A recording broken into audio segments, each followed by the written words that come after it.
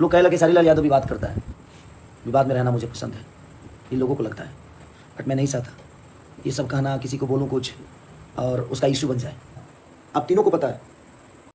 हाँ तो मेरे दोस्तों, हम बात कर रहे हैं भोजपुरी इंडस्ट्री जिसमें विवाद अभी चल रहा है। विवाद में अभी चिंटू पांडे हैं जो कभी भी विवाद में नहीं आते थे और वो विवाद कर लिए हैं भोजपुरी के सुपरस्टार खेसारी लाल यादव जिन्हें ट्रेंडिंग स्टार भी कहते हैं। उनसे विवाद कर लिए हैं। उनसे विवाद करने के बाद चिंटू पांडे पछतावा बहुत कर रहे हैं, खन से माफ़ी मांग रहे हैं, खन माफ़ी मांग रहे हैं, खुद से मांग रहे हैं लाइव आकर। आप लोग देख सकते हैं अभी किस तरह से माफ़ी मांग रहे हैं। एक आदमी के साथ में लेकर बोल रहे हैं कि मुझे माफ़ कर दीजिए, लेकिन खेसारी लाल यादव इस पर माफ़ी नहीं कर रहे हैं कि मैं माफ़ कर दूं। इसीलिए बहुत ही दुखी नजर आ रहे हैं चिंटू पांडे। और खेसारी लाल यादव भी बोल दिए कि मैं किससे विवाद नहीं करता हूं, अगर विवाद करता हूं तो मुझे बहुत अच्छा से सही करता हूं। आप लोग देख सकते हैं कैसे चिंटू पांडे माफ़ी मांग रहे हैं और खेसारी लाल यादव नकार रहे हैं कि मैं तुझे माफ़ नहीं करूंगा। खेसारी लाल यादव खुलेआम बोल दिए कि अब मेरा फैन से इतना है कि तुम्हारा फिल्म एक भी नहीं चलेगा, तुम खाली फिल्म ना करते हो लेकिन फिल्म भी नहीं चलेगा। खेसारी लाल यादव को पावर देखिए कैसे चिंटू पांडे माफ़ी मांग रहे हैं खुलेआम। लेकिन हमें लगता है कि खेसारी लाल यादव भी माफ़ कर देंगे क्योंकि खेसारी लाल यादव बहुत ही इंसान आदमी है।